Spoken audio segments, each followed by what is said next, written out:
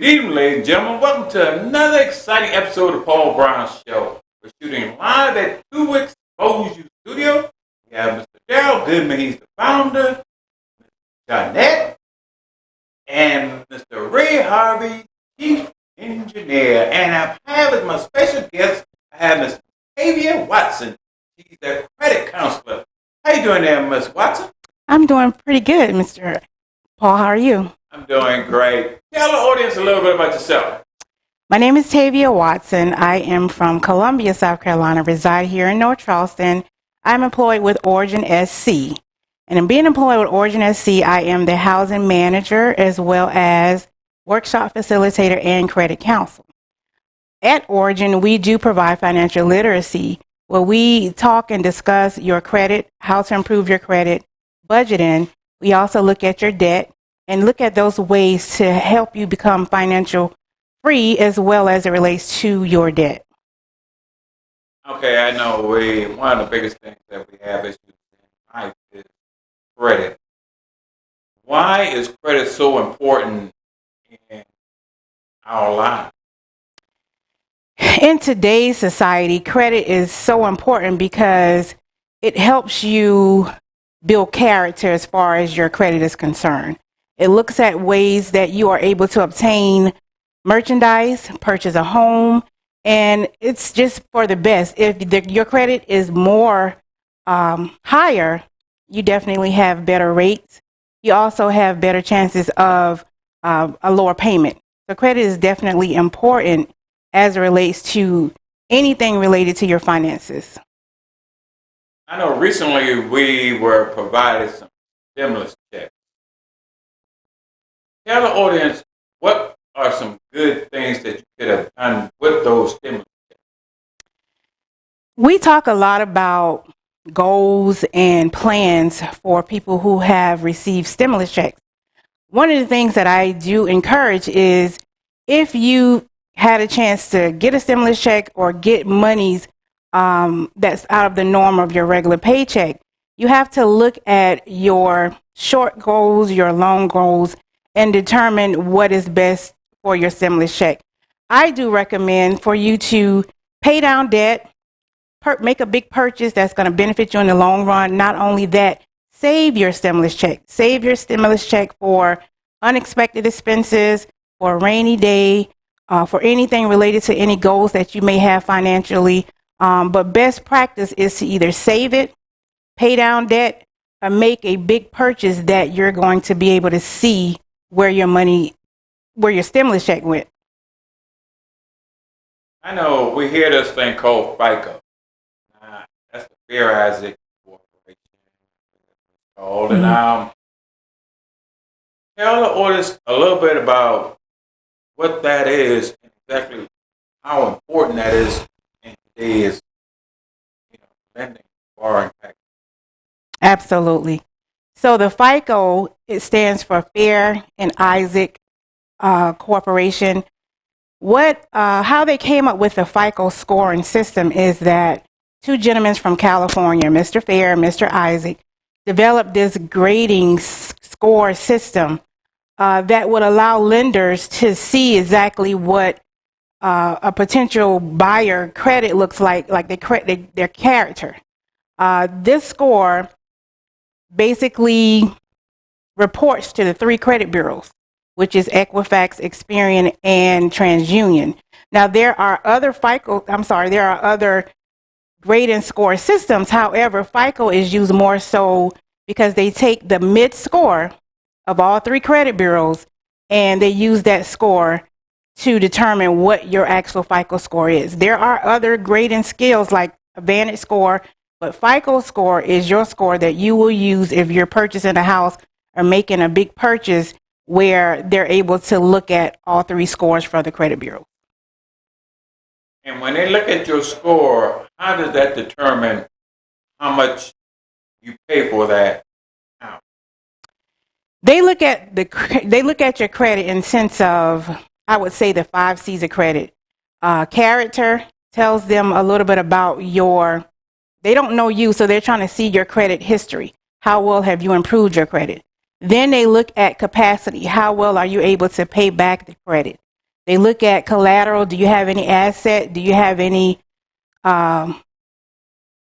savings to cover this potential loan if you're trying to get credit? And then they also look at the conditions. What's in the community? What's in the area? What's around us that gives them opportunity to look at an interest rate?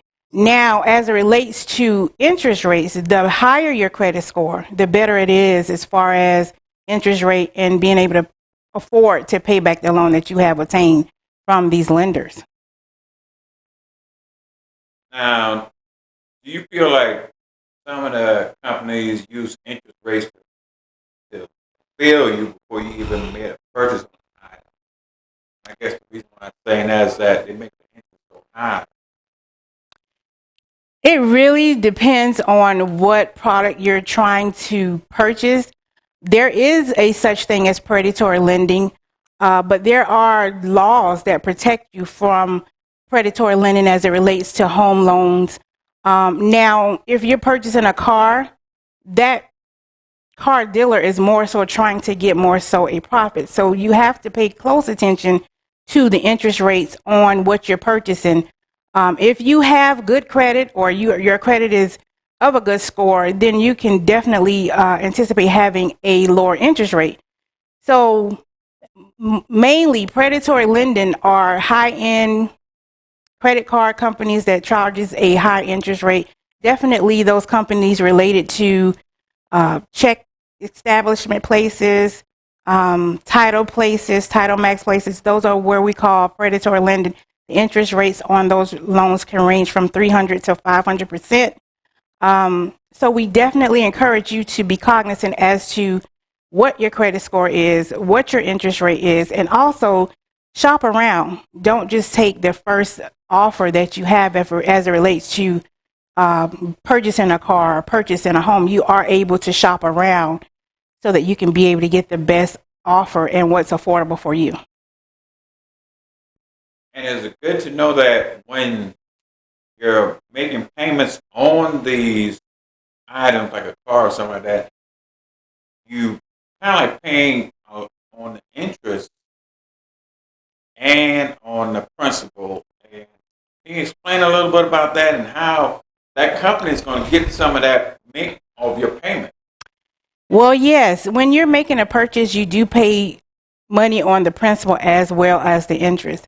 Now, you have to pay it on time in order to improve your credit. But when you're talking about interest, it's always good to pay a little more on the interest so that you can pay it down a little more, a little quicker, a little faster, and you would be able to have a little more wiggle room. So if you're making a big purchase and you want to either pay this account off early or increase your credit score, make sure you are paying a little more on the interest than just the minimum payment. If you're making a minimum payment, it does take a while to pay off loans and credit cards.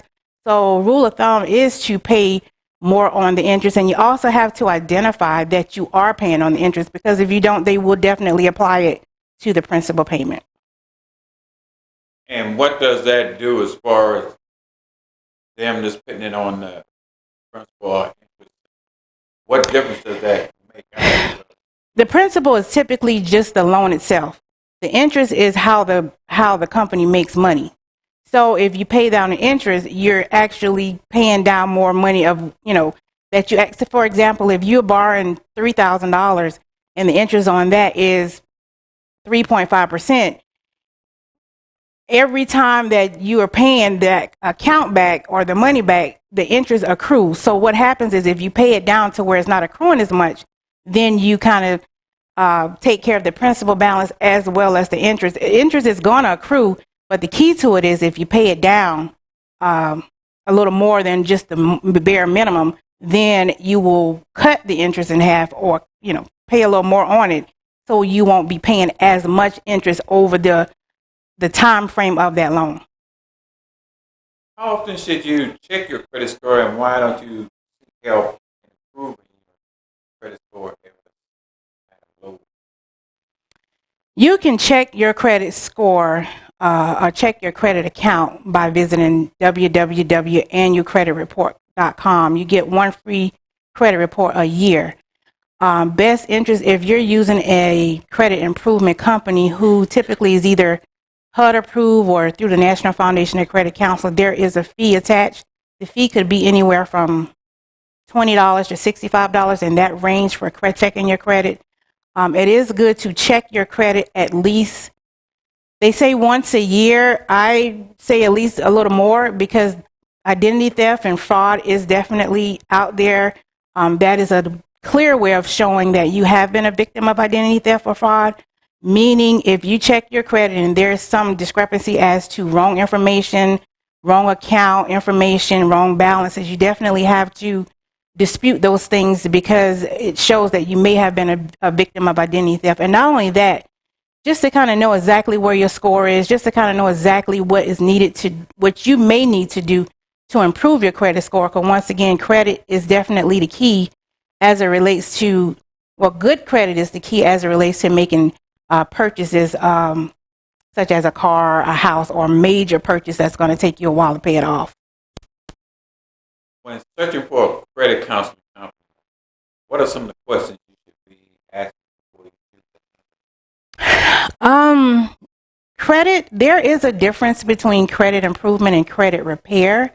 One of the things that I will ask is, are you for-profit and nonprofit? You can also ask, are you accredited? Are you affiliated with any type of National Foundation of Credit Counselor, or are you affiliated under the terms of HUD policy? You can ask, how can the agency help you improve your credit and get a precise measure as to what they do to assist you in improving your credit, whether it is doing an action plan, whether it is developing goals or following you from beginning to end. A lot of people do not understand the terms of how to improve their credit. So it kind of start off as being Greek to them and they don't know. So it's always best to have a reputable company who's able to assist you, walking you from hand in hand, not only just to tell you what you need to do, but to show you, to educate you, so that whenever it comes up again, you will be educated on the things to do and not just someone verbally telling you what to do. Ms. Watson, what inspired you to want to become a credit counselor? Well, I have a bachelor's in education and a master's in counseling. And I feel that counseling is still in the area of human services, and my master's is in human service psychology counseling. So I believe that any ability to help anyone reach their potential is where you are doing your job. My mission definitely is to reach back and help someone. And it's always good to know that you've tried your best to help someone, either home ownership, whether it's just improving the credit or just providing information for them. So I believe that whether it's credit counseling or just counseling in general, it all is in the need of helping someone else. True or false? Can you compare repairing your credit to weight loss? You didn't gain your weight overnight, so you shouldn't expect to get your credit improved overnight. When I'm doing a credit counseling session, I often tell my clients or my participants that your credit will improve in time. It takes the creditors at least 30 to 45 days to update the credit bureaus as it relates to your payment history, or whether your payment was late or if you paid that account on time. So if it takes 30 to 45 days for them to make just one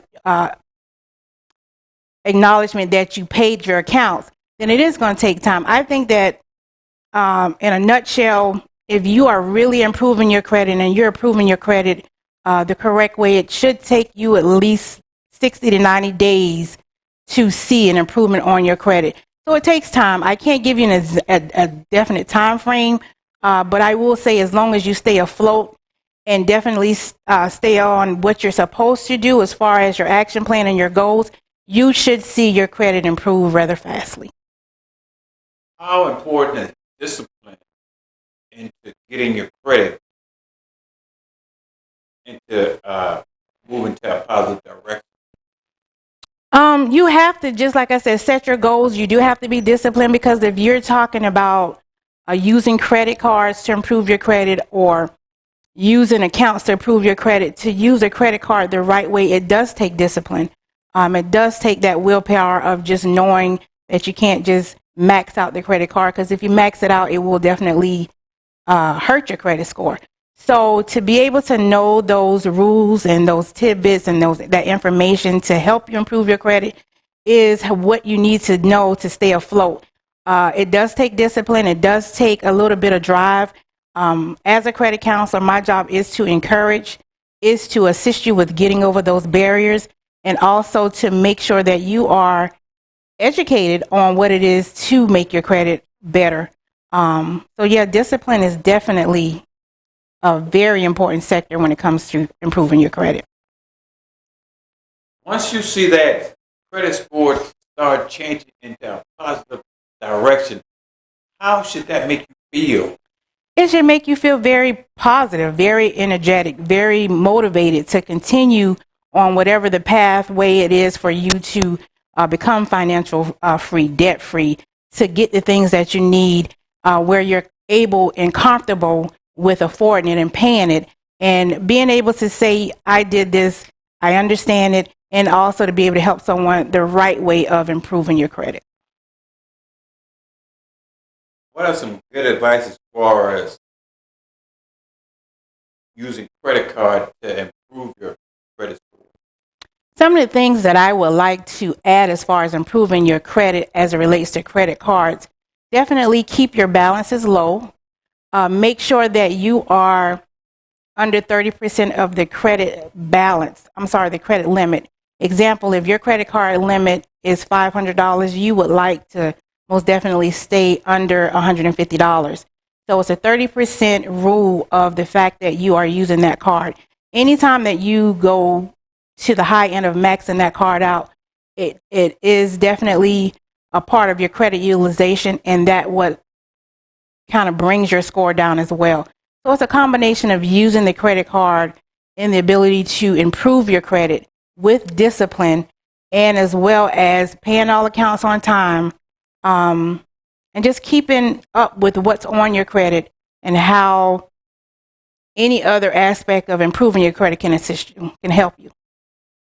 Saving for the future. I haven't been really saving for the future as well as I should have. What should I do now as far as starting off to saving for the future? Saving for the future, I would recommend that you definitely start budgeting. When you budget, look at the money that you have coming in, figure out all of your assets as far as, your expenses and your bills and debt. Develop some goals as to what you're saving for. Make it automated, make your savings automatic, and then determine if you want to open or establish some sort of money market or some sort of savings that's going to be beneficial for retirement, or to kind of appease whatever your goals is. Your goal could be going on a vacation or purchasing a car or buying a home. Whatever your goal is, you have to situate your budget around that goal and develop plans that's going to get you there. I know ever since I've started working, since I was young, they've taken out money for Social Security. Now that I've gotten up in age, I've heard that that's not going to be enough money for me to live. Now, how do I start preparing for that adjustment now that I know that the money that I thought was going to be there isn't going to really be there to help me once I get in that age? Honestly speaking, it is always good to speak to an investor as it relates to the money that you could save for retirement. A lot of people do feel as if Social Security is not enough for them to live off of. I recommend talking to a investor to see where you can invest your monies, how you can save your monies and make money on top of what you are investing. It is a topic that is going to be ongoing, but it is important that you do speak to an investor to see where your monies are best to make it work for you in the long run.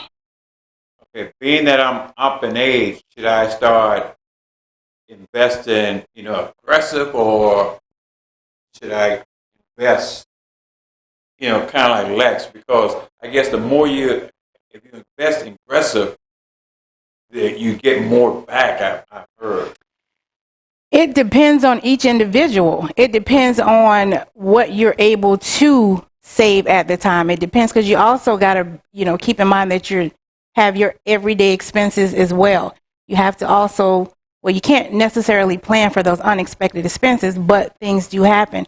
So I can't say that you should start saving and investing aggressively. I just believe that it depends on the individual. And if you do it to where you're comfortable, you're going to be able to kind of keep doing it precisely. But once again, speak to an investor. Get involved with what you want to invest in and how much is feasible for you to invest in, whether it's monthly, whether it's quarterly, and just stick to the plan. We're running short on time, Ms. Watson, but the next time we come on the show, I think one of the topics I want to start talking about is setting up a will, because I think we don't prepare for what happens if something happens to us, and we think it's not going to happen, but we never know that it is. I'll be more than happy to discuss that. Like I said earlier, it is a topic that needs to be discussed within the families as it relates to a living will. Talk about probate issues. We never could be so prepared, but it is good to have those plans in place just in case that time does come.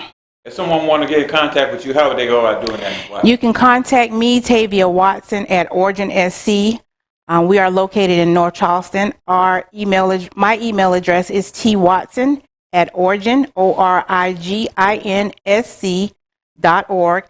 Telephone number is 843-628-4261. Thank you for coming on the show, and I look forward to seeing you come back on and talk more about this credit and this trying to live life. Thank you for having me. Thank you, ladies and gentlemen, watching the show, and you be encouraged.